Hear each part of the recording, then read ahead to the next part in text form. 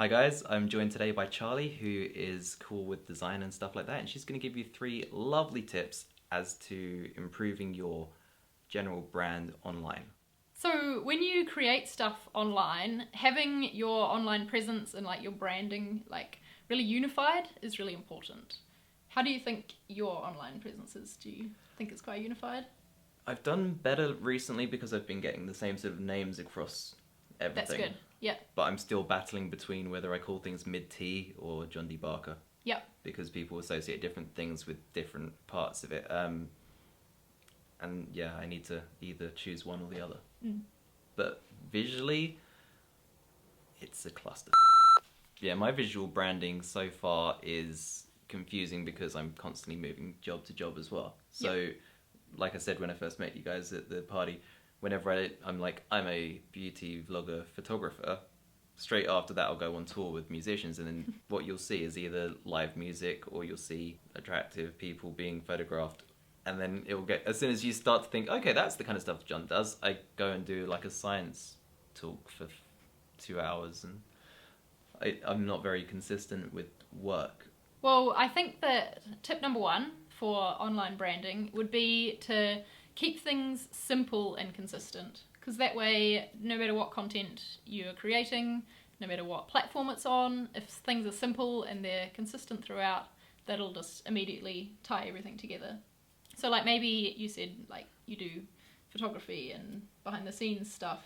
Your branding doesn't have to reflect that. Like you don't have to have like a film reel or a camera in it, you know.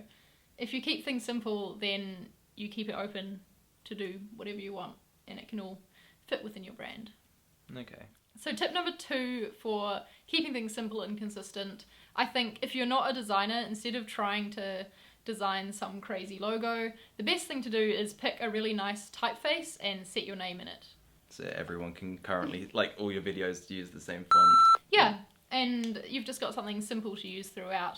It's best to try and avoid using typefaces that everyone else uses. So there's a font called Wisdom Script. You'll instantly recognise it. It's everywhere. Things like that everyone uses is good to avoid. So I have a tip for where you can go. $10 Fonts is a really good website for getting typefaces. Yep, that'll be there as well.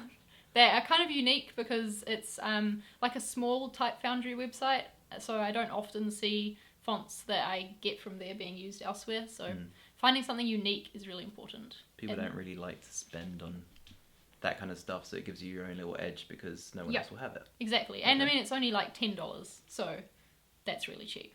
Cool. Yeah. That brings me actually to tip number 3, which is despite keeping things simple and consistent, you still want to be unique. How do you go about that? I think that's about bringing in some of your own personality as much as you can. So you don't need to, like I said before, bring in like a camera if you're a photographer. You don't have to be literal like that. But picking like a certain colour scheme, for example, that you really like, that you feel fits with you and your personality and what you're doing. Making sure that your video titles, your banners on Twitter and things like that, that they all come into that same colour scheme, and you know, and having the same sort of banners across all of your different things. Yep, keeping things consistent across. Maybe you could even have different colours on each of them, but with the same logo and the same background or whatever. Would keep things a little bit different, but still really consistent and feeling more like you. How important would you say the website aspect of things are? I've seen that you've just recently updated yours, and you've made it like across mobile and everything else as well. Yeah. So a website, it depends on what you want to use your website for. Like if your main thing is YouTube and you don't really have a need for a website, like there's nothing much on it, then a lot of people seem to get their websites just so they've got the personal email address, and then it's really good, I think, to have a space online that's your own, because you never know, like, you know, YouTube and Twitter and Facebook and all of that, if that service goes down and that's your main way for people to contact you, then, you know. And YouTube's changed its layout so much in the last 10 years, you don't know how often that's actually going to still be beneficial to you for that to be where you want your work to be found. It's probably worth uploading to Vimeo as well, just to have, like, backups of your... Yeah.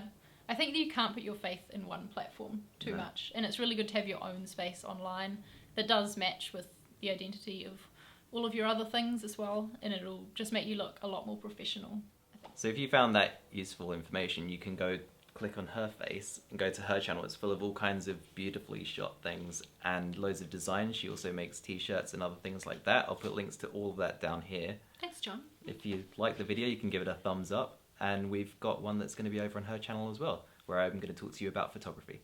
So thanks for watching, and I will see you guys soon. Bye. Smooth. Easy. I hate my laugh. I always laugh too much in collabs, and I'm like, oh, you're so awkward, Charli. I was just like... That's wonderful! Is this the, yeah.